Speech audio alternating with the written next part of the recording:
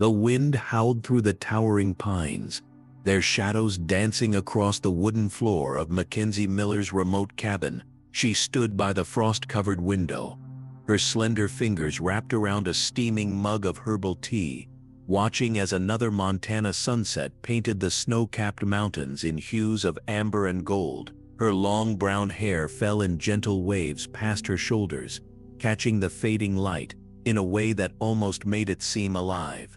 3 years had passed since she'd retreated to this forgotten corner of the wilderness.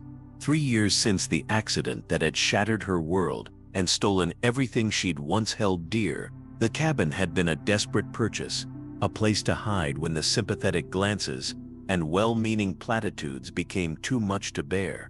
Mackenzie moved away from the window, her worn wool socks silent against the pine floors as she approached her easel. A half-finished landscape took form on the canvas, distant mountains shrouded in mist, painted with the practiced hand of someone who'd spent countless hours observing nature's moods. Painting had become her salvation, the only thing that quieted the persistent ache in her chest. Outside, the temperature dropped as darkness claimed the sky. Mackenzie added another log to the crackling fire, watching as sparks danced up the chimney. The isolation that had once terrified her now wrapped around her like a familiar blanket. She knew the rhythms of this place, which floorboards creaked, how the roof sounded when snow accumulated too heavily, the way shadows stretched across her bedroom wall on moonlit nights. Each morning followed the same careful routine: coffee at dawn, while watching deer graze in the clearing, maintaining the solar panels that provided her modest electricity, chopping wood, tending her small greenhouse where she grew what vegetables she could. The simplicity was comforting, predictable. On her bookshelf sat a dusty photograph in a silver frame, the only reminder she allowed herself of before. A younger Mackenzie smiled alongside a handsome man, both dressed in hiking gear, mountains rising behind them. She rarely looked at it now, but couldn't bring herself to put it away completely. Her satellite phone rang only once a month, when her sister called to ensure she was still alive. Mackenzie answered dutifully, but kept the conversations brief. Connection meant vulnerability, and vulnerability meant pain. As night fell completely, Mackenzie prepared for bed, moving through her evening rituals with practiced efficiency. Tomorrow would bring more of the same: splitting firewood, repairing a leak in the roof, working on her painting. The sameness was a comfort, a defense against the chaos of emotion. She slipped beneath heavy quilts, listening to the wind's mournful song. In these mountains, she had found a fragile peace, not happiness, never that, but a quiet resignation that had become its own kind of solace. Here, among the pines and silence, Mackenzie Miller had learned to survive, if not to live. The morning sky hung heavy with foreboding, steel-gray clouds gathering over the mountain peaks like silent harbingers. Mackenzie's old weather radio crackled to life on the kitchen counter, the automated voice cutting through the cabin's stillness with unusual urgency. A severe blizzard was approaching, expected to hit by nightfall, wind speeds of 60 miles per hour, temperatures plummeting to dangerous lows, snowfall measured in feet rather than inches. The broadcast warned of power outages and advised against all travel for the next 72 hours. Mackenzie moved through the cabin with practiced efficiency, her mind cataloging necessities as her body performed the familiar dance of storm preparation. She hauled extra firewood from the stack behind the cabin, arranging it methodically along the inside wall, the scent of pine sap clinging to her worn flannel shirt. Water jugs were filled, the hand pump checked and primed, extra blankets piled near the hearth. The generator was topped with fuel, though she hoped to avoid using it. The noise always felt like an intrusion in her quiet sanctuary. Outside, the air carried an eerie stillness that raised goosebumps along Mackenzie's arms. No birdsong, no rustling leaves, just absolute watchful silence beneath the gathering clouds. She worked swiftly, securing loose shutters and clearing potential projectiles from around the property. The wind chimes that normally hung from the porch eaves were taken down and stored away, their melodic voice silenced in anticipation of the chaos to come. At the barn, Mackenzie double-checked the reinforced doors that protected her meager supplies and small workshop. Something made her pause, her brown hair lifting slightly in a sudden cold breeze. She turned, scanning the tree line with narrowed eyes. Nothing moved, yet the sensation of being watched prickled at the base of her neck. Unease settled in her stomach like a cold stone. By mid-afternoon, the sky had darkened to an ominous shade that blurred the line between day and evening. Mackenzie stood at her front window, watching as the first fat snowflakes began their lazy descent, deceptively gentle forerunners of the approaching fury. Her cabin was as ready as it could be. She'd survived storms before.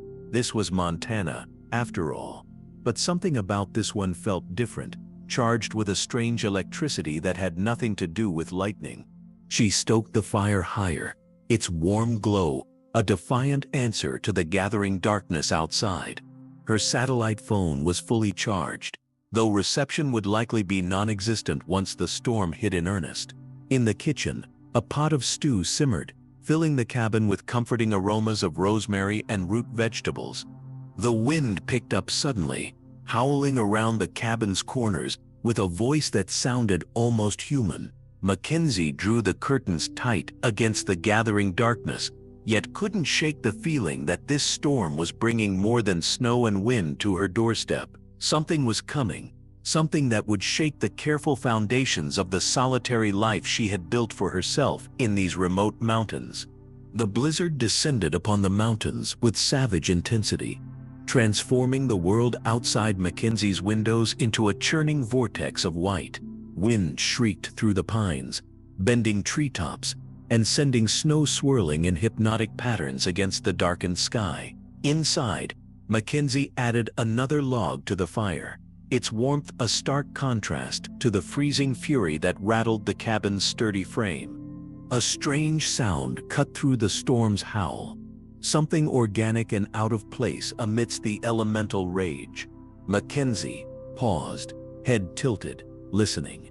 There it came again, a high-pitched whinny that couldn't possibly be what it seemed. No horse could survive in this weather, certainly not in these remote woods. Yet curiosity pulled her to the frost-etched window. She wiped a small circle clear with her sleeve and peered into the swirling chaos. At first, she saw nothing but white violence, but then a movement at the tree line. Impossible. Mackenzie blinked, convinced her isolated mind was conjuring shapes from the storm. The shape solidified, stark white against the grayish backdrop of thrashing pines. A horse, its coat as pure as fresh snow, stood at the edge of her property. The animal paced nervously, tossing its magnificent head as if in distress. Even through the storm's fury, she could see steam billowing from its nostrils with each agitated breath. Mackenzie's heart hammered against her ribs. Logic insisted no horse could be there, yet her eyes refused to unsee the creature.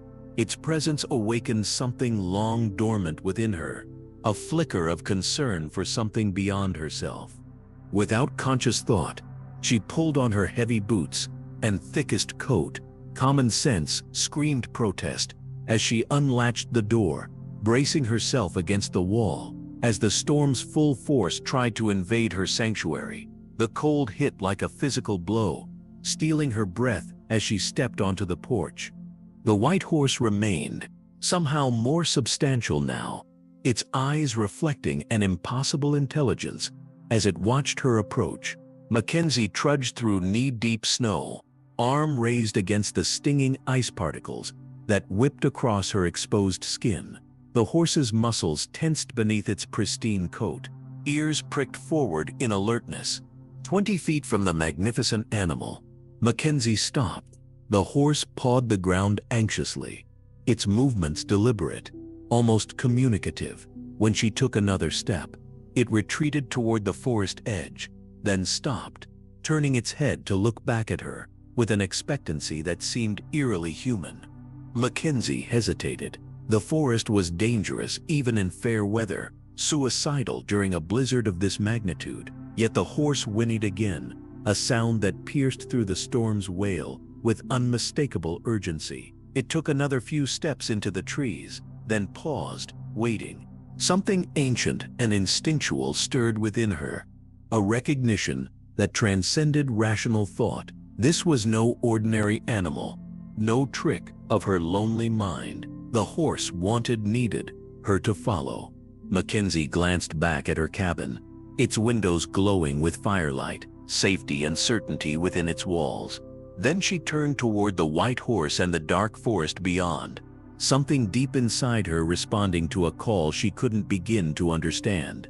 Midnight arrived with the storm's full fury unleashed upon the mountains. Mackenzie had retreated to her bed hours earlier, dismissing the white horse as a trick of light, a figment born from isolation and the storm's hypnotic patterns. She pulled the quilts higher, the rational part of her mind insisting no animal could survive in that frozen hell, much less one so pristine, so purposeful in its movements. Sleep came fitfully, her dreams filled with running hooves and eyes that seemed to hold the wisdom of centuries. A sound jolted her awake, sharp, deliberate knocking that cut through the storm's constant roar. Mackenzie sat upright, heart hammering against her ribs. No one lived within miles. No traveler would be abroad in such weather.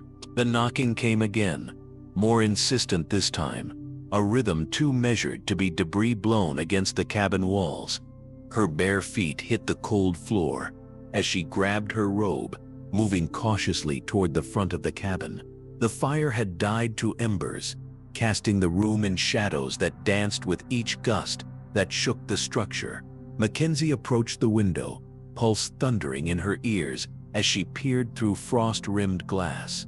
There it stood in the swirling snow, impossibly whiter than the blizzard itself, its coat gleaming as if lit from within.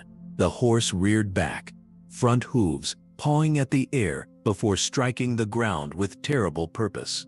Its eyes locked with hers through the glass, and Mackenzie felt something cold slide down her spine.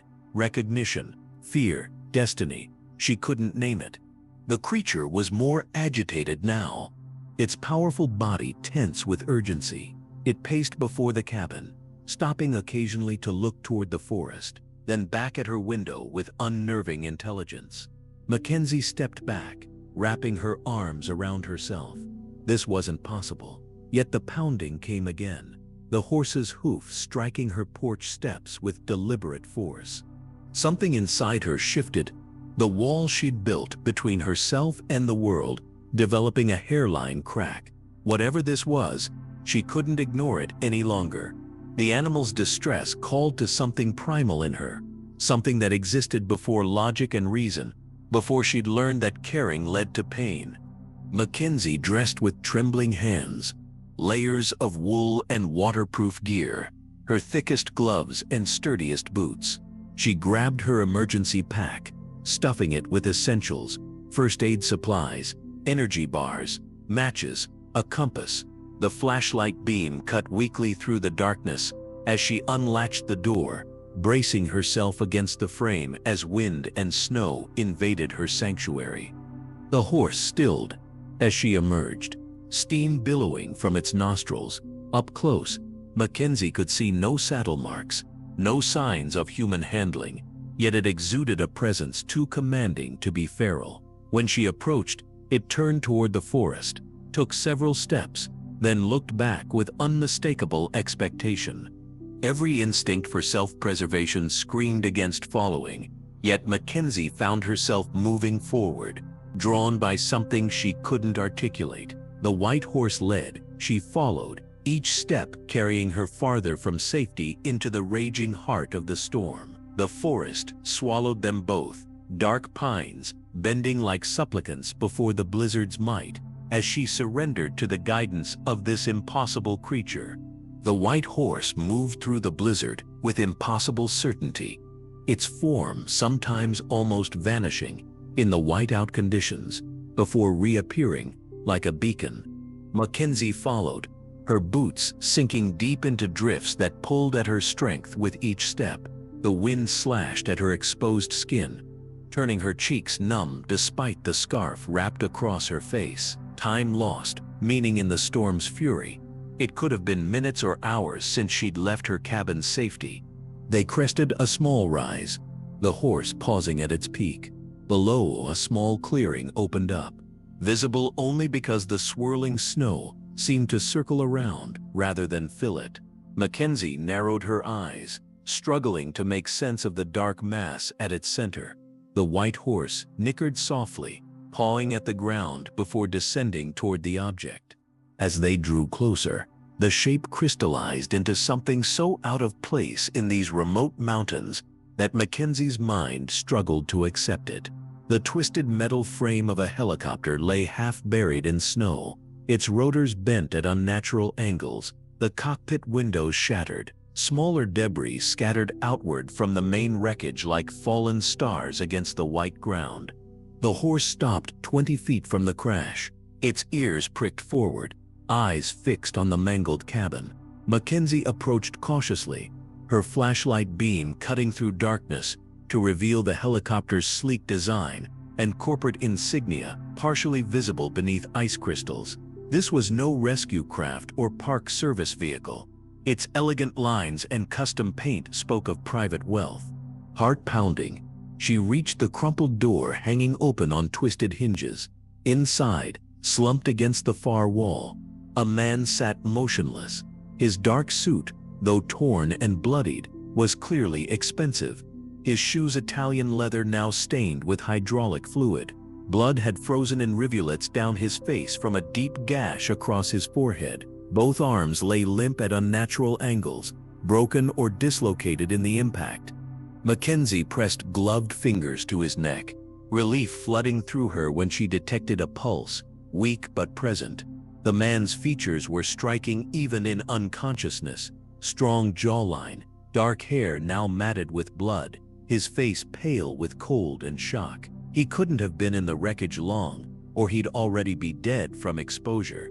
She worked quickly, assessing his injuries with the limited knowledge from her wilderness first aid training. The head wound looked worst, but the arm injuries could prove fatal if bones had severed arteries. Neither could be properly treated here. He needed shelter, warmth, and medical attention, none of which existed in this frozen clearing. Mackenzie glanced back at the white horse, which stood watching, somehow expectant. The animal's presence suddenly made terrible, perfect sense. It had led her here to save this man. How it knew, why it cared, those questions would have to wait.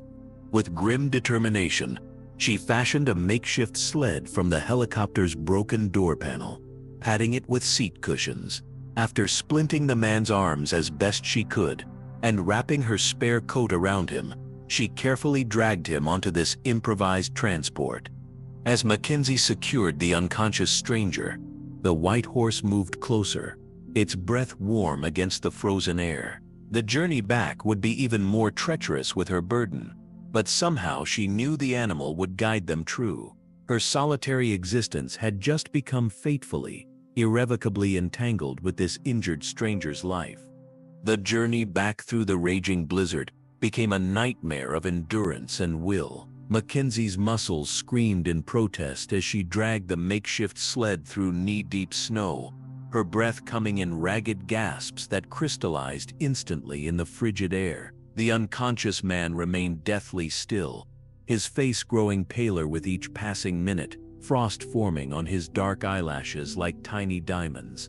The white horse led the way, its body somehow breaking a path through the deepest drifts, turning occasionally to ensure they followed. Without its guidance, Mackenzie knew they would be hopelessly lost in the whiteout conditions. 2 more bodies to be discovered when spring thawed the mountain. A particularly violent gust knocked Mackenzie sideways, sending her sprawling into the snow. She lay there for a moment, exhaustion threatening to overwhelm her resolve. Her limbs felt leaden, her fingers numb despite the thick gloves. The seductive whisper of surrender brushed against her mind. How easy it would be to close her eyes, just for a moment. The white horse circled back, nudging her shoulder with its muzzle, its breath warm against her frozen cheek. Its eyes held an almost human concern, an insistence that pulled Mackenzie back from the edge of surrender. She struggled to her feet, checking that her patient remained secured to the sled, his chest still rising and falling with shallow breaths. Time lost all meaning in the white void. Mackenzie focused only on the next step, then the next, her world narrowing to the rhythmic pull of the sled rope and the ghostly form of the horse ahead. Twice more she fell, each time finding it harder to rise. Twice more the horse returned, its presence a silent demand to continue. The stranger's condition worsened. Blood had soaked through the makeshift bandage on his head, now freezing in crimson patterns against his skin. One arm had come partially free of its splint, the unnatural angle more pronounced. Each jolt of the sled over hidden obstacles brought a moan from his unconscious form, though his eyes remained closed. A fallen tree blocked their path, too massive to circumvent in the deep snow. Mackenzie's spirit broke then, tears freezing on her cheeks as she slumped against the trunk. They would die here, she was certain, her foolish rescue attempt dooming them both. The horse pawed impatiently at the ground, then disappeared into the swirling snow to the right. When it didn't return, Mackenzie felt a crushing sense of abandonment. Even this mysterious guide had given up on them. Then, impossibly, the white form reappeared beyond the fallen pine, nickering insistently. It had found another way. With renewed determination, Mackenzie maneuvered the sled around the obstacle, following the new path.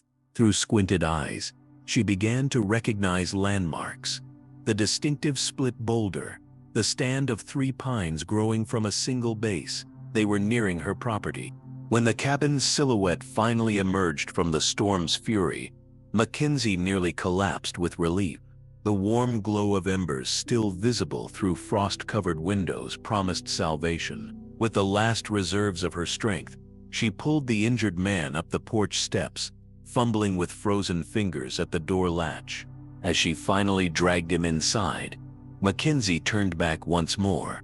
The white horse stood at the edge of the clearing, its form somehow luminous against the storm's dark rage.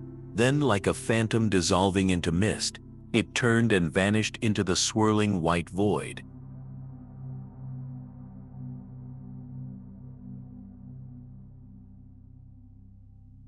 The cabin transformed into an impromptu field hospital, firelight casting long shadows across the wooden floors as Mackenzie worked. She had positioned the unconscious stranger on her bed, elevating his head with pillows, his expensive suit now cut away to reveal the full extent of his injuries. The head wound required immediate attention, a deep gash that ran from temple to hairline, still seeping blood despite the cold that should have constricted the vessels.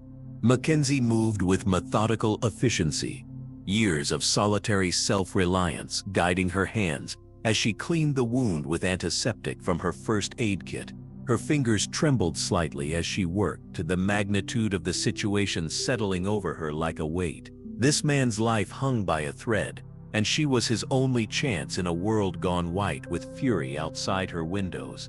Both arms showed severe trauma, the right dislocated at the shoulder, the left fractured mid-forearm. Setting the broken bone would require strength and precision she wasn't certain she possessed. The dislocation came first. Mackenzie positioned herself correctly, remembering wilderness first aid training from what felt like another lifetime. With a steadying breath, she applied firm, continuous traction, feeling the sickening moment when the joint slipped back into place. A low groan escaped the man's lips, his eyelids fluttering, but not opening. Mackenzie froze, watching his face intently as a frown creased his brow. Then, unexpectedly, his eyes opened, piercing blue, clouded with pain and confusion, but unmistakably alert. He struggled to focus, gaze darting around the unfamiliar surroundings before settling on her face. Recognition flickered in those blue depths, not of her, but of his situation, the aftermath of catastrophe, the presence of a stranger, the searing pain that now registered fully in his consciousness. His lips moved, forming words she couldn't hear. Mackenzie leaned closer, her brown hair falling forward like a curtain as she strained to understand. His voice came as a rasp, barely audible above the storm's constant howl. "Alexander Reese," he managed, the effort clearly draining what little strength he had regained. Then his eyes rolled back, consciousness slipping away once more, leaving Mackenzie with a name and 1,000 unanswered questions. She returned to her grim work, splinting the broken arm with wooden cooking spoons and strips torn from an old sheet. Each movement was deliberate, her mind racing ahead to inventory her supplies. The antibiotics in her kit were minimal, painkillers even more limited. If infection set in, or if internal injuries lurked beneath the visible trauma, she had nothing adequate to combat them. Outside, the storm intensified, rattling the cabin's windows with renewed vengeance. The satellite phone showed no signal, the emergency radio broadcasting only static. They were completely cut off, the world beyond her small clearing erased by nature's white rage. 3 days, the weather report had warned, 3 days minimum before the blizzard would release its grip on the mountains. Mackenzie placed a cool cloth on Alexander's forehead, his skin now burning with fever, despite the cabin's lingering chill. In the firelight, with his features relaxed in unconsciousness, she saw the full measure of the stranger she had dragged from death's doorstep. Handsome, certainly, but also marked by a life of privilege and command. His hands, though injured, showed no calluses, his nails perfectly manicured despite the ordeal. Who was Alexander Reese? And what had brought his helicopter to crash in these remote mountains? The questions haunted Mackenzie as she settled into the chair beside the bed, preparing for the long vigil ahead. Outside, the wind screamed like a living thing, while somewhere in that frozen hell, a white horse moved like a ghost through the endless storm. The morning arrived without ceremony, distinguished from night only by a subtle lightening of the gray world outside the frost-covered windows. Mackenzie had dozed fitfully in the chair beside the bed, jerking awake at every moan from her patient. Alexander remained unconscious, his breathing shallow but steady, fever ebbing and flowing like a tide through his battered body. With stiff limbs, Mackenzie rose to stoke the fire and prepare fresh bandages. Her patient's clothes lay in a heap where she'd tossed them after cutting them away, the fine fabric ruined by blood, hydraulic fluid, and her scissors. Something thudded against the floor as she lifted the shredded jacket, a sleek leather wallet tumbling from an inside pocket. Mackenzie hesitated, privacy warring with practical necessity. She needed to know who he was, if there were medical conditions she should be aware of, whom to contact when the storm passed. Necessity 1. The wallet opened to reveal a California driver's license behind clear plastic. Alexander James Reese, 34, from Palo Alto. Behind the license sat an array of platinum and black credit cards, a business card embossed with the Reese Technologies logo, and a photo of Alexander shaking hands with the president. Mackenzie's fingers trembled as she extracted the business card, its weight and texture speaking of expense no ordinary entrepreneur would indulge in. Alexander J. Reese, founder and CEO, it proclaimed in understated elegance. The name nagged at her memory, a fragment of information from before her self-imposed exile from the world. She cranked the emergency radio, adjusting the dial through static until a news broadcast cut through, the storm coverage now interspersed with another story that made her blood run cold. The search for missing tech billionaire Alexander Reese had been hampered by weather conditions, the announcer explained. The Reese Technologies founder, whose revolutionary AI platforms had transformed global communications, had been en route to a confidential location when his private helicopter lost contact 3 hours into the flight. Search teams were focusing on a 100-mile corridor that included, Mackenzie realized with a shock, the very mountains where she had made her home. She looked at the man on her bed with new understanding. No wonder the helicopter had been so sleek, the clothing so fine. This wasn't just any injured stranger she'd rescued. This was a man whose face had graced magazine covers, whose decisions affected global markets, whose fortune was estimated in the billions. What was he doing flying alone through these remote mountains? Why the secretive flight path? The questions multiplied as Mackenzie dampened a cloth and gently wiped his fevered brow. A soft nickering drew her attention to the window. The white horse stood in the clearing, motionless against the still falling snow, its gaze fixed on the cabin. Mackenzie felt a chill that had nothing to do with the temperature. The animal's appearance during the storm had been mysterious enough, its guidance to the crashed helicopter inexplicable. Now its continued presence, its apparent vigilance, suggested something beyond coincidence or animal behavior. With one last glance at the unconscious billionaire, Mackenzie returned to her ministrations, awareness settling over her like a mantle. The world would be looking for this man with all the resources money and power could command. Yet for now, his life depended solely on her, a woman who had turned her back on that very world, seeking refuge in solitude that had just been irrevocably shattered. The blizzard raged for 3 days, an eternity of howling wind and smothering white that sealed the cabin in its frozen grip. Mackenzie moved through this suspended time like a ghost, tending to Alexander's wounds, coaxing broth between his lips during brief moments of semi-consciousness, changing bandages with gentle hands that belied her growing exhaustion. The fever had broken on the second night, his body winning its first battle against the trauma inflicted by the crash. Dawn of the 4th day brought an unnatural stillness as the storm finally released its hold on the mountains. Mackenzie had fallen asleep in her chair, chin tucked against her chest, when a sharp voice cut through her dreams. The man on the bed was fully awake, his blue eyes clear and focused with alarming intensity. Gone was the confused vulnerability of his earlier brief awakening. This was Alexander Reese, as the world knew him, commanding, analytical, and visibly displeased with his situation. He demanded explanations, his voice hoarse but carrying the unmistakable edge of someone accustomed to immediate answers. Where was he? Who was she? Had she contacted his security team? Why hadn't he been evacuated to a proper medical facility? His gaze swept dismissively around the cabin's humble interior, cataloging its rustic simplicity with thinly veiled disdain. Mackenzie met his imperious stare without flinching. 3 days of keeping him alive had stripped away any intimidation she might have felt facing a man who could buy and sell small countries. She explained the situation in clear, concise terms: the helicopter crash, the rescue in impossible conditions, the blizzard that had made outside contact impossible. When she mentioned the white horse, his expression shifted momentarily, something unreadable flashing across his features before the mask of control reasserted itself.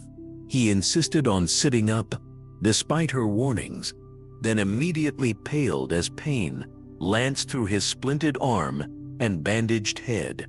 Mackenzie didn't offer sympathy or assistance, simply watched as he was forced to acknowledge the limitations of his broken body. The lesson was necessary. He needed to understand that recovery would demand patience, not commands. When he demanded her satellite phone, she placed it in his good hand without comment, watching as he realized what she already knew.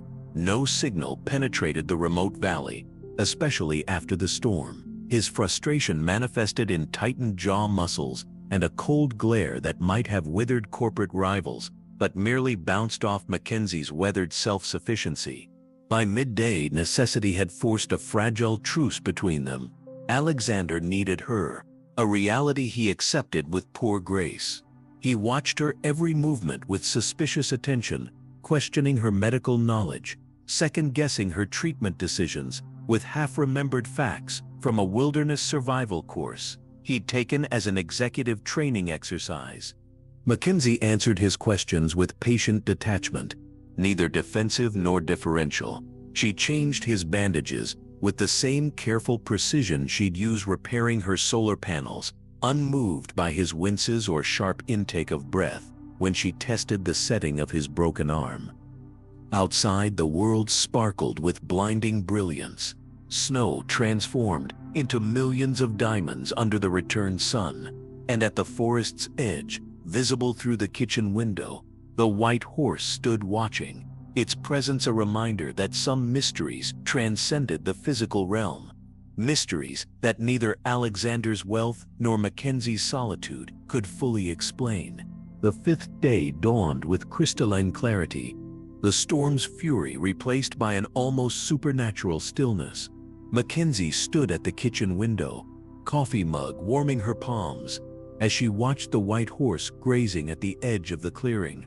The animal had remained a constant presence, appearing each morning in the same spot, its coat luminous against the blinding white landscape. It never approached the cabin directly, yet never ventured far, a silent sentinel whose purpose Mackenzie couldn't begin to fathom. Alexander had managed to move from the bed to the chair by the fire, his movements stiff but determined as he fought against his body's limitations. His demanding nature hadn't softened, but a grudging respect had developed between them, the inevitable result of shared isolation and interdependence. He sat now, watching the horse through the window, his expression unreadable save for a slight furrow between his brows. The horse lifted its head suddenly, as if sensing their observation, its gaze finding the window with uncanny precision. Alexander's breath caught audibly, his good hand tightening on the armrest. Something passed between man and animal, a current of recognition that transcended the physical separation. Mackenzie felt it like electricity in the air, raising goosebumps along her arms despite the cabin's warmth. When questioned, Alexander denied any familiarity with the creature. No white horse existed in his personal history, he insisted.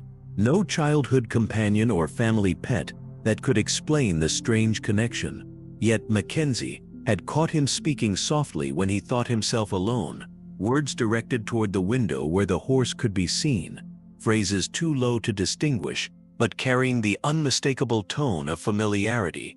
That afternoon, while changing Alexander's bandages, Mackenzie mentioned the animal's role in the rescue, how it had appeared at her door, led her through impossible conditions to the crash site, guided them back when all direction was lost in the storm's fury. Alexander listened with uncharacteristic silence, his typical skepticism absent as she described details that should have strained credibility. Later he asked for paper, sketching awkwardly with his uninjured hand, while Mackenzie prepared dinner. When she glanced over his shoulder, her breath caught. He'd drawn a horse with remarkable precision, despite his limited mobility, capturing something essential about the animal's presence that went beyond physical form. At the bottom, a single word was scrawled, "Sentinel." As twilight descended, turning the snow-covered landscape to shades of lavender and indigo, Mackenzie noticed both Alexander and the horse watching the same point in the distant forest. Following their gaze, she saw nothing but shadow and snow-laden pines, yet felt a prickle of awareness that suggested something or someone watched from that darkness. That night, Mackenzie dreamed of the white horse leading her through endless snow, always just ahead, always looking back to ensure she followed. In the dream, Alexander rode astride the animal, his injuries healed, his face set in an expression of urgent purpose. They were running from something she couldn't see, yet whose menace she felt like a physical weight against her back. She woke with Alexander, calling her name, his voice tight with pain as fever once again claimed him. As she tended to him through the long hours before dawn, the horse remained visible through the window, its outline ghostly in the moonlight, standing guard against threats, only it could perceive.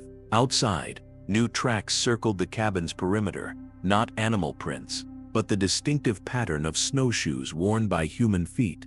The snowshoe tracks vanished beneath fresh powder by morning, leaving Mackenzie to wonder if they had been mere imagination, a manifestation of the unease that had plagued her dreams. Alexander's fever had broken again, leaving him weak but clear-headed, his eyes following her movements with renewed sharpness as she prepared a simple breakfast of oatmeal and dried berries. The silence between them had evolved from tense to contemplative, the shared ordeal creating a fragile bridge across their vastly different worlds. When Alexander finally spoke, his voice carried none of its earlier imperious edge. The helicopter crash hadn't been an accident, he explained, his fingers absently tracing the edge of his splint. Someone had tampered with the fuel line, a subtle sabotage designed to trigger failure after several hours of flight, far from his departure point. He'd suspected for months that something was wrong within his company. Proprietary algorithms had been leaking to competitors, prototype designs appearing in rival products before his own reached market. The helicopter flight had been a calculated risk, a secret meeting with federal investigators at a location known only to his most trusted security advisor. Mackenzie listened without interruption, the pieces falling into place. His suspicious nature, the unmarked helicopter, the lack of co-pilot or security detail that would typically accompany a man of his stature. The corporate world he described seemed like fiction to her now, its power struggles and billion-dollar stakes as foreign as the surface of Mars after her years of self-imposed exile. When Alexander finished, the question hung unspoken between them. Mackenzie recognized the exchange implicit in his revelation. He had shared his truth. Now she owed him hers. The familiar resistance rose within her, the protective instinct to keep her wounds private. Yet something had shifted in these days of shared survival. Her story emerged haltingly at first, then with increasing fluidity. The promising career as a wildlife photographer, her work appearing in National Geographic and Sierra Club publications, the expedition to document endangered snow leopards in the Himalayas. Her fiancé Jeremy, a conservation biologist, had accompanied her, despite concerns about the region's political instability.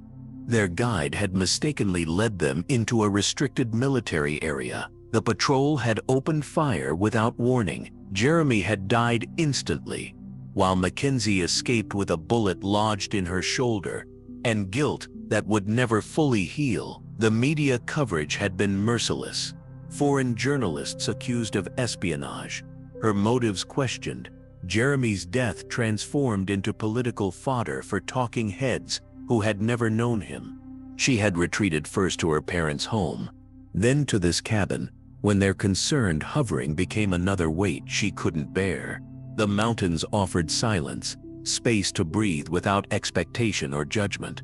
Here she could wake screaming from nightmares without explanations, could pass days without speaking, could slowly rebuild herself from the shattered pieces Jeremy's death had left behind. Alexander listened with uncharacteristic stillness, his expression thoughtful rather than pitying. When she finished, he simply nodded, acknowledging her loss without diminishing it with platitudes. Something had changed between them. Mutual recognition of wounds carried beneath carefully maintained surfaces. Outside, the white horse appeared at the clearing's edge, its head raised, as if scenting the air. Both Mackenzie and Alexander turned to watch it, their shared silence now comfortable, filled with unspoken understanding rather than distance. The mysterious animal pawed at the snow once, then turned toward the forest, pausing to look back at the cabin with that same uncanny awareness that had guided Mackenzie through the storm.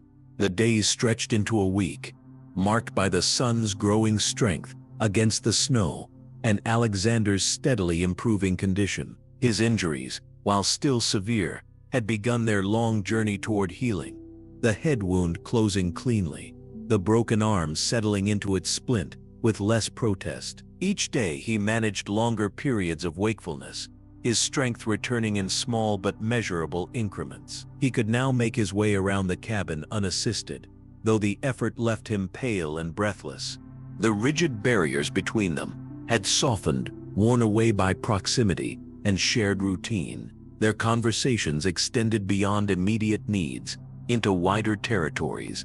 Books they'd both read, places they'd traveled, quiet philosophies shaped by vastly different lives. Alexander's voice had lost its demanding edge, his questions becoming genuine rather than challenging. He listened when Mackenzie spoke, really listened, his keen intelligence engaging with her thoughts rather than merely waiting for his turn.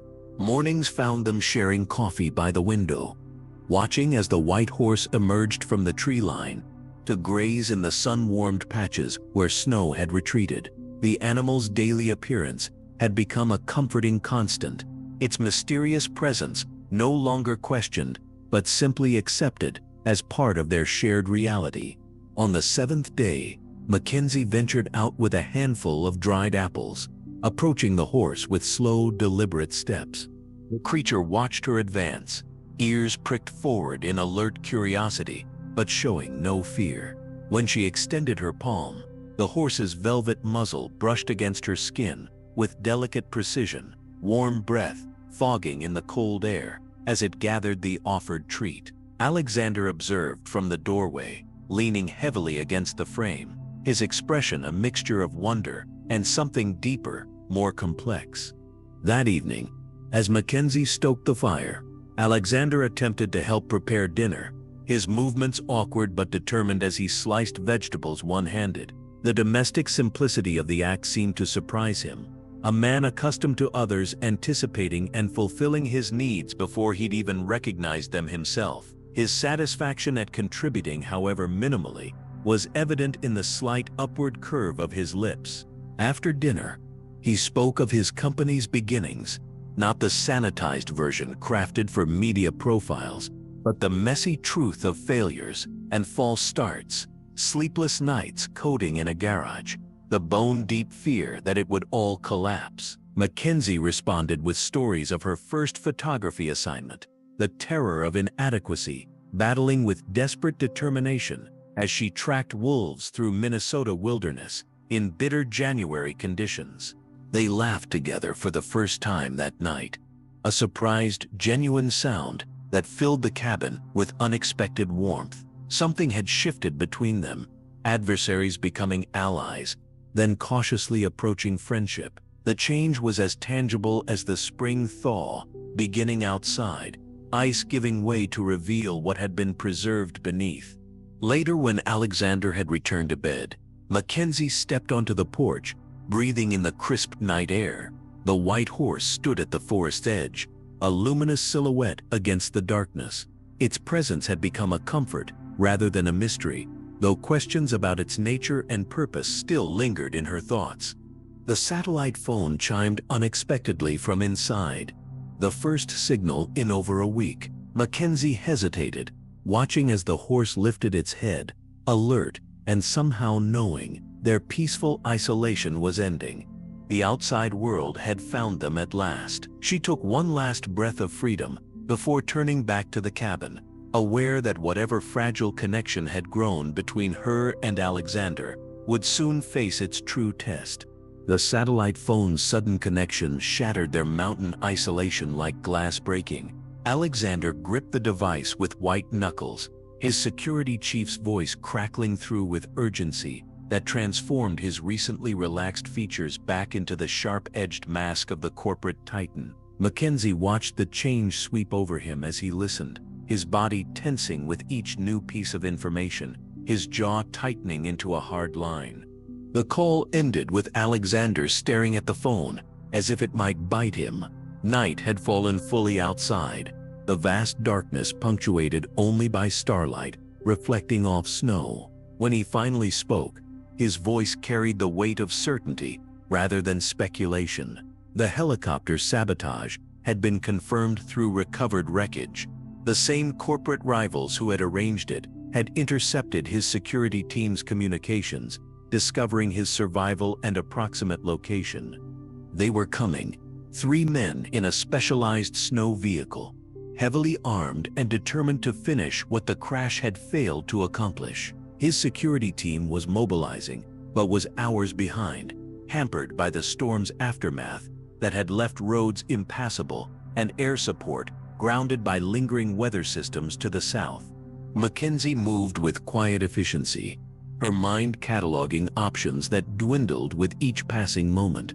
The cabin offered little strategic advantage, too exposed, too vulnerable with its large windows and single entrance. The barn might provide better cover, but its thin walls would stop neither bullets nor determined intruders. Alexander struggled to his feet, the weakness of his recovering body a stark contrast to the tactical sharpness of his mind as he assessed their situation. The satellite phone's battery showed less than 20% remaining, enough for one more brief call, but nothing more. The emergency radio might reach the nearest ranger station, but help would come too slowly, if at all. Outside, a soft nickering drew their attention to the window. The white horse stood in the moonlight, its coat almost luminescent against the darkness. It pawed at the ground with unmistakable urgency, head tossing toward the forest behind the cabin, away from the access road where danger would approach. Alexander and Mackenzie exchanged glances, the same wild possibility occurring to them simultaneously. The horse had led her to Alexander in impossible conditions, had remained vigilant throughout his recovery. Its behavior had never aligned with normal animal patterns. Now it seemed to offer guidance once again, when human options had been exhausted. Mackenzie gathered essentials with practiced speed: first aid supplies, water, dried food, extra clothing, a hunting knife, and the small caliber rifle she kept for protection against predators. Alexander dressed with difficulty, his movements hampered by injuries, but driven by the grim necessity of survival. Each wince and suppressed groan revealed the cost of his effort, yet he pressed forward with single-minded determination. The satellite phone chimed once more, Alexander's security chief confirming the intruder's progress. Less than 2 hours separated them from the cabin. Alexander responded with terse instructions: coordinates for emergency extraction. If they survived the night, then powered down the device to conserve its remaining battery. As they stepped onto the porch, the temperature dropped around them like a physical weight. The white horse remained at the forest's edge, motionless save for the cloud of steam rising from its nostrils in the frigid air. Mackenzie shouldered her pack, while Alexander leaned heavily against the doorframe, the reality of his physical limitations evident in every labored breath. Their eyes met in the darkness, mutual understanding passing between them without words. They were placing their lives in the trust of something inexplicable, a mysterious animal that defied rational explanation. Yet in this moment, with danger closing in from all sides, it was the only path that offered even a whisper of hope. The night wrapped around them like a shroud as Mackenzie and Alexander crouched behind the woodpile, studying the cabin's vulnerable points. Moonlight cast long shadows across the snow, turning familiar shapes into lurking phantoms.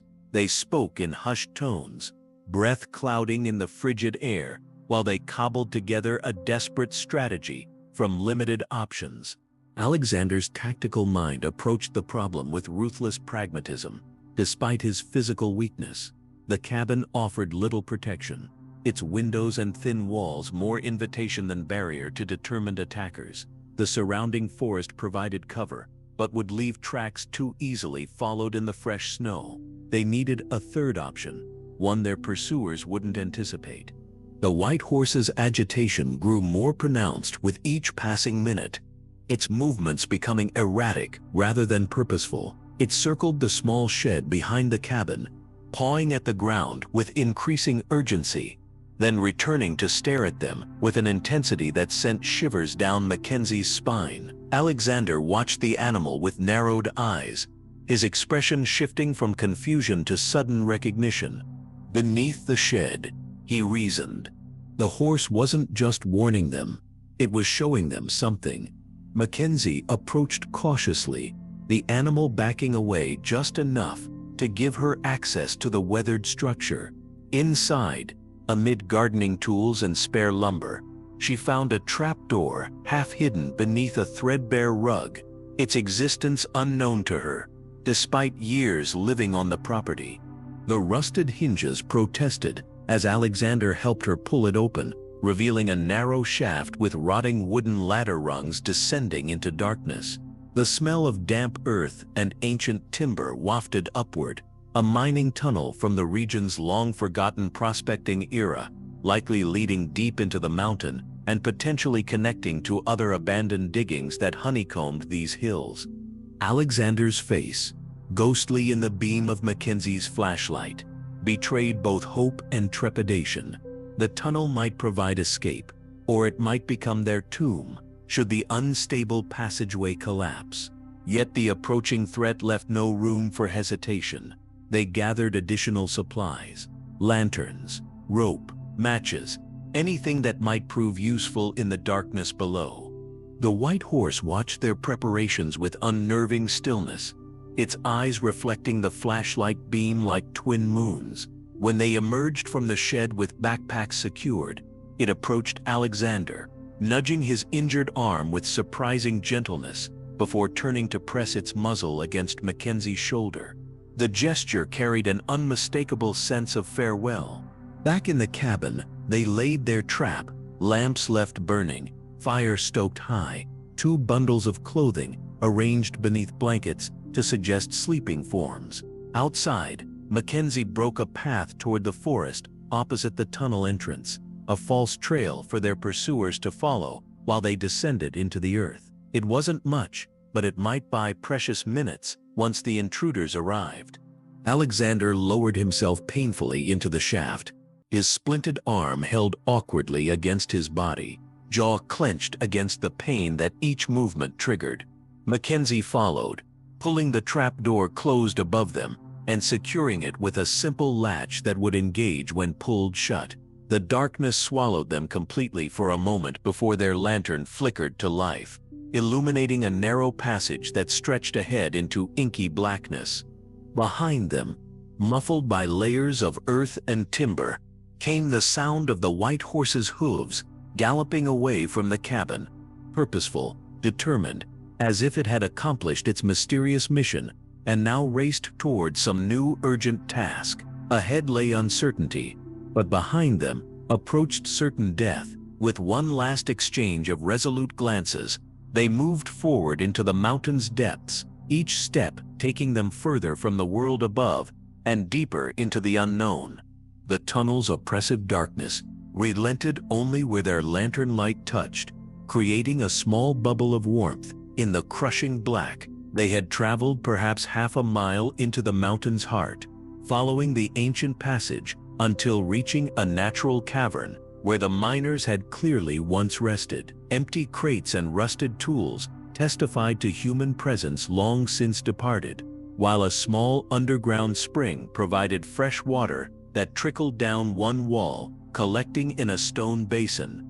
Alexander's strength had finally failed him, his injuries demanding respite.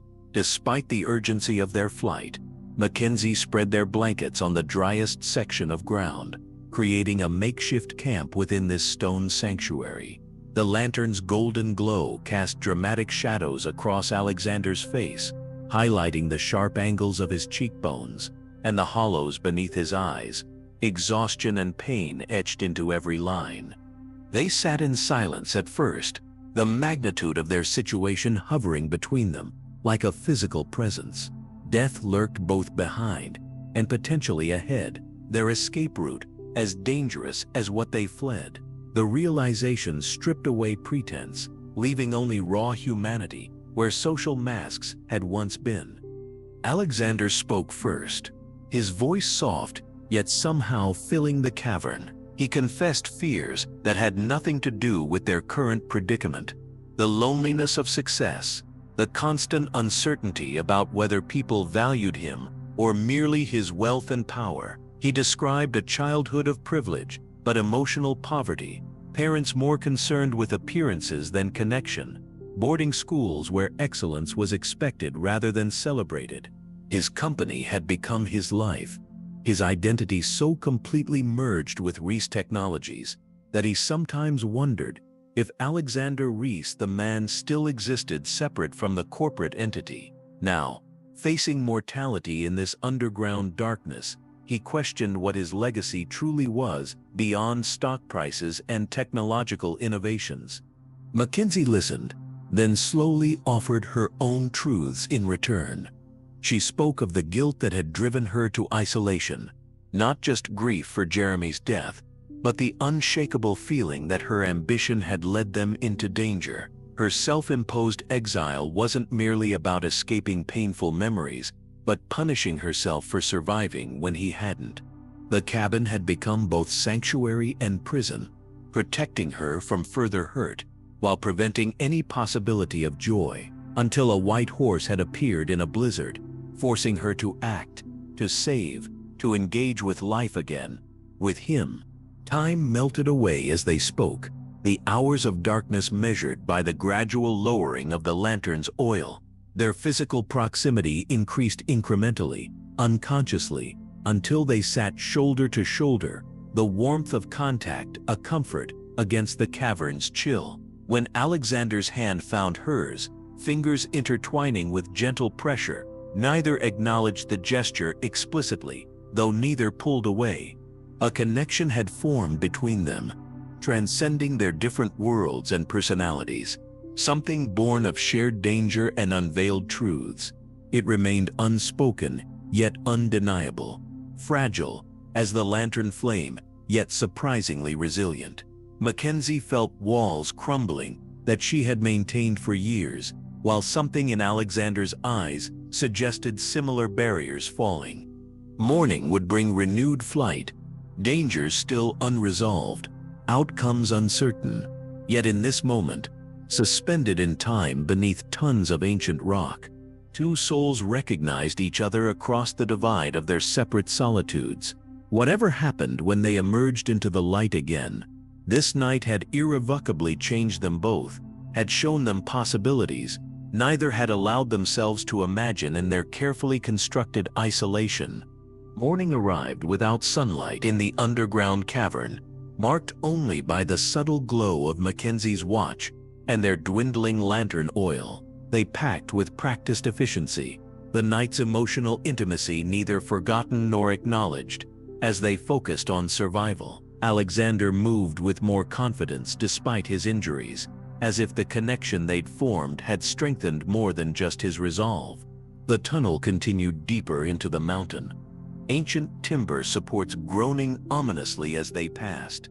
Twice, they encountered cave-ins that required careful navigation, loose rocks sliding beneath their feet, in heart-stopping moments that left them breathless and dust-covered. Alexander's splinted arm made these obstacles particularly treacherous, each awkward scramble reopening wounds barely begun to heal.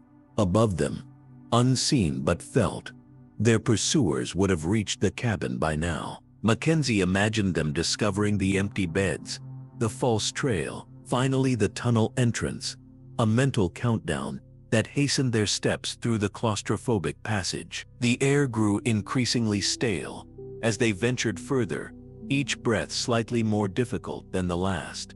Just as Mackenzie began to fear they'd chosen a path leading nowhere, a shaft of daylight appeared ahead, faint but unmistakable. The tunnel's exit emerged on the mountain's far slope, concealed by thick underbrush and half-collapsed from years of neglect. They clawed their way through, lungs burning for fresh air, emerging into blinding winter sunlight that momentarily staggered them after hours in darkness.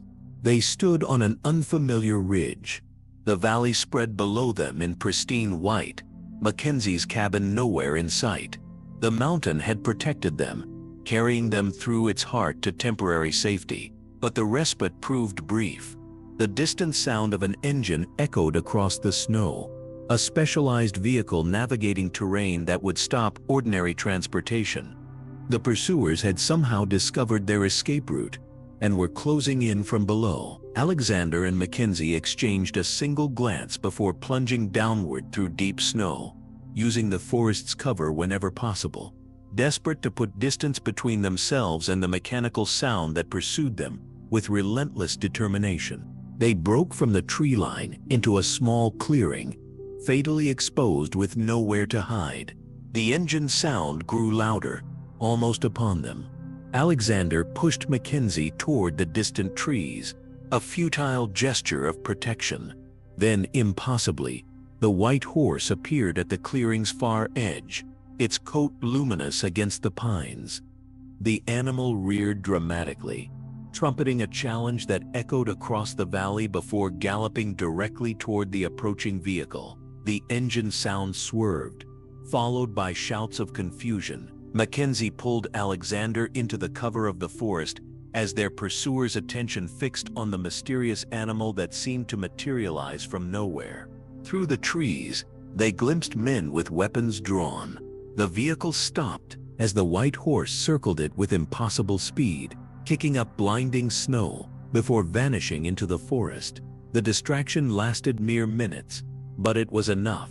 Mackenzie and Alexander pushed onward, following a half-frozen stream that might mask their tracks, moving deeper into wilderness where even specialized vehicles couldn't follow. The terrain grew increasingly treacherous. Icy slopes, hidden crevasses, and fallen trees creating obstacles that tested their endurance. Alexander's strength was fading, his face gray with exhaustion, yet he continued forward with grim determination. Ahead lay unknown miles of wilderness, their only hope the extraction point where Alexander's security team might reach them. If they survived long enough, if the satellite phone's battery lasted for one final call. Behind them, the sound of pursuit resumed, more distant but unrelenting. The race was far from over. The afternoon sun hung low as Mackenzie and Alexander took shelter beneath a rocky overhang, their breaths coming in ragged clouds that dissipated in the frigid air. They had maintained a punishing pace since their narrow escape, following the stream until it joined a wider river that cut through the valley. The sounds of pursuit had faded hours ago, but neither was willing to trust the silence.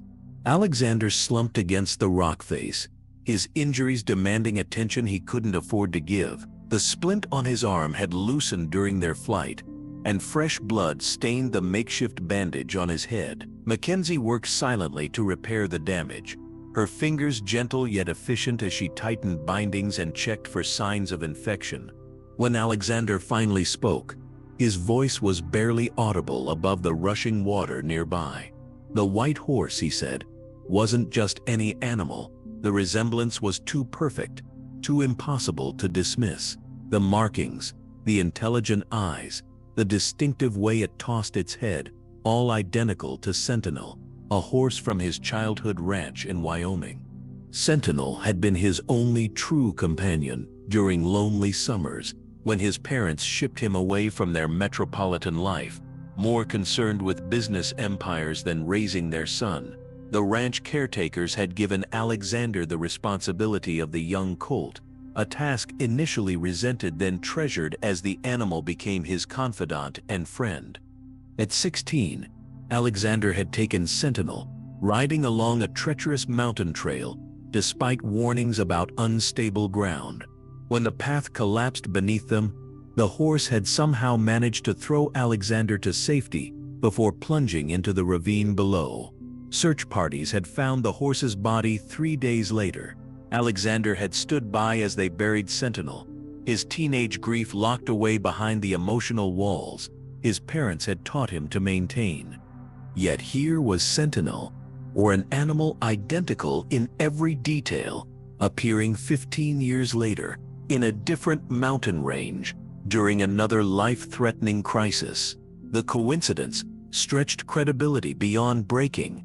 Alexander's voice faltered as he described holding the horse's mane at the funeral, cutting a lock that he'd kept for years in a small silver box. Mackenzie listened without interruption, her hands stilling on his bandages as the implications settled between them. The horse had led her through a blizzard, to Alexander's crashed helicopter, had warned them of approaching danger, had created a crucial distraction when they needed it most. Each intervention perfectly timed, impossibly knowing. They sat in silence as the light faded, each lost in thoughts that challenged their understanding of reality. Mackenzie found herself remembering stories her grandmother had told. Spirit animals, guardians that appeared when needed most, messengers between worlds. Ideas she had dismissed as childish fantasy now seemed to offer the only explanation for what they had experienced. Alexander's hand found hers in the gathering darkness, his fingers intertwining with a grip that sought both comfort and connection. The touch acknowledged their shared experience of something beyond rational explanation, a mystery that had saved their lives multiple times yet defied understanding. As night descended fully, they spotted a flicker of movement on the ridge above them, a white form briefly silhouetted against the starlit sky before disappearing into the darkness. Neither spoke, but their clasped hands tightened in mutual recognition. Their guardian remained, watching over them still, leading them towards safety for reasons they might never fully comprehend. Alexander activated the satellite phone one last time, its battery nearly depleted as he transmitted their coordinates to his security team. Tomorrow would bring either rescue or final confrontation.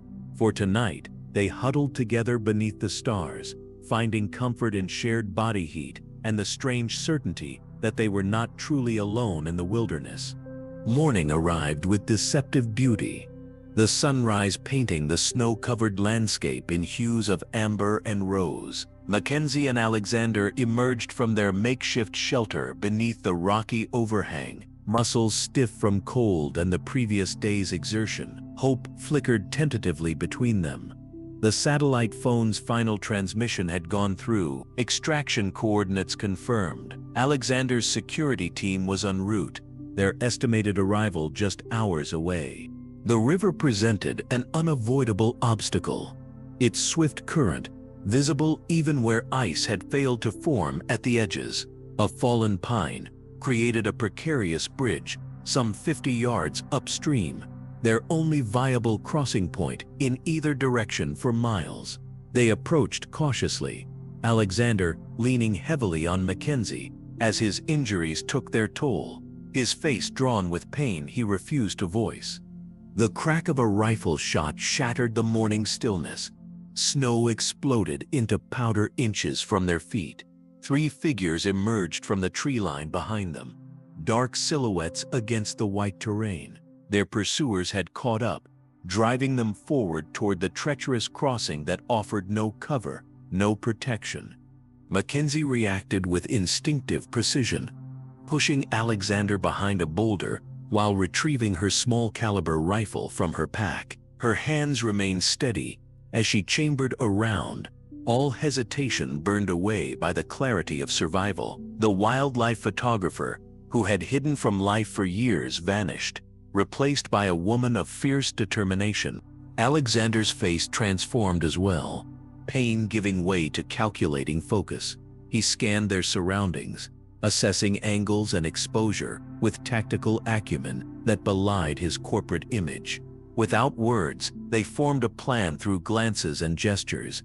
Alexander would create a distraction, while Mackenzie circled to higher ground where her limited firepower might prove more effective.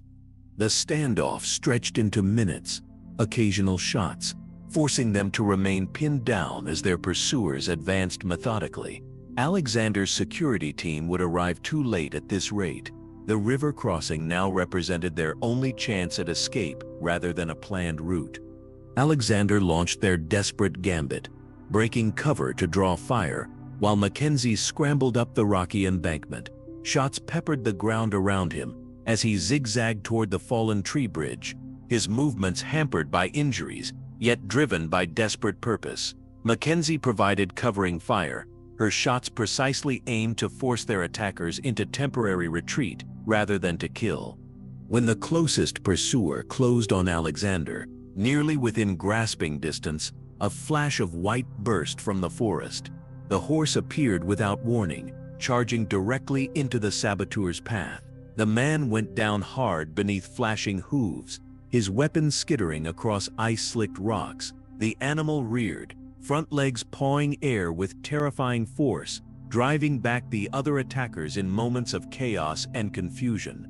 Mackenzie seized the opportunity, sliding down to join Alexander as they made for the fallen tree. The crossing became a heart-stopping journey of inches, frigid water rushing beneath narrow, ice-slicked bark. Alexander's splinted arm compromised his balance, each step a battle against gravity and injury.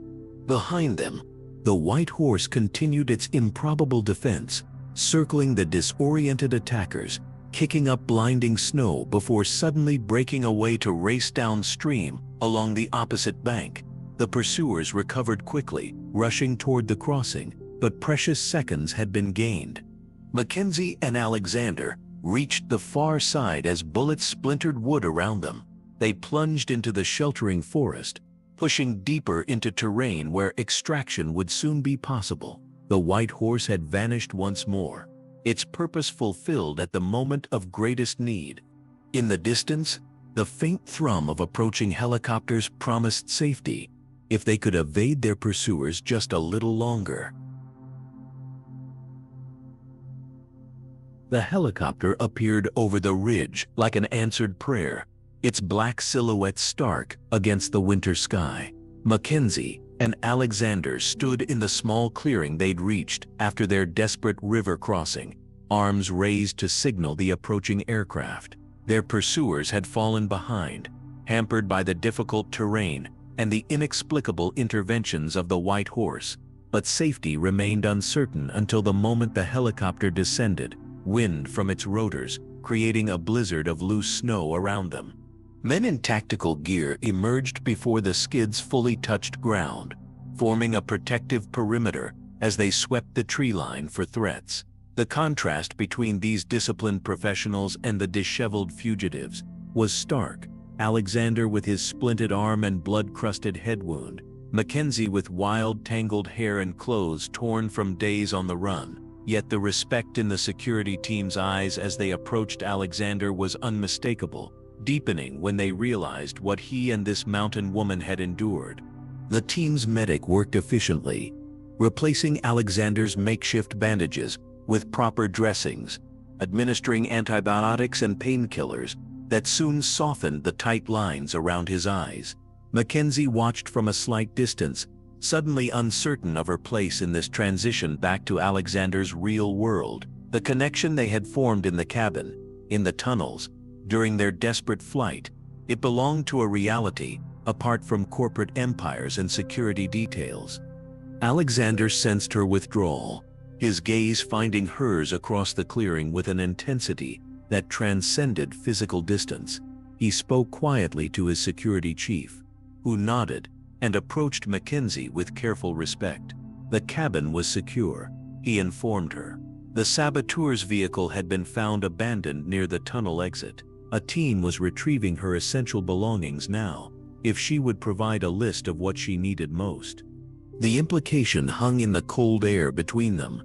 Alexander expected her to come with them, had arranged it without discussion, assuming she would leave behind the solitary existence she'd built over years of careful isolation. Mackenzie felt the familiar urge to retreat, to pull back into the protective shell of self-reliance that had defined her since Jeremy's death. Yet something had shifted within her during these extraordinary days. The white horse had led her not just to Alexander but to herself, to the woman who could still feel, still connect, still step toward life, rather than away from it. The thought of returning to the empty cabin, to days filled with nothing but her own thoughts and the weight of memories, suddenly seemed less like safety and more like surrender. As the helicopter prepared for departure, Alexander stood by the open door, his face carefully neutral as he watched her internal struggle. He had revealed himself completely during their ordeal, the man beneath the billionaire's mask, and now waited for her decision without pressure or entitlement. Mackenzie turned toward the mountains one last time, scanning the tree line for a glimpse of white. Nothing moved amid the dark pines, Yet she felt the horse's presence, like a whisper in her consciousness. Its purpose had never been just to save Alexander, she realized, but to save her as well from the living death she had chosen. The security chief waited patiently for her response, clipboard in hand for the list of her belongings. Mackenzie took a deep breath, the cold mountain air filling her lungs one more time as she made her choice.